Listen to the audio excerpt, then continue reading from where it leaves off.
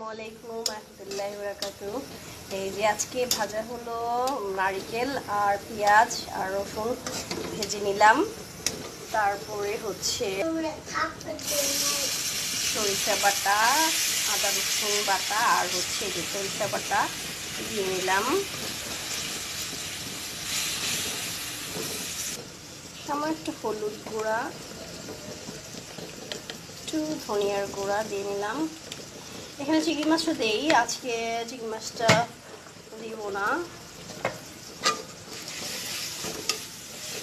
তো এই যে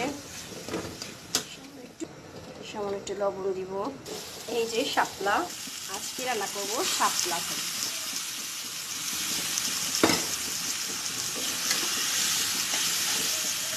শাপলা আমার খুবই পছন্দ, খুবই প্রিয়।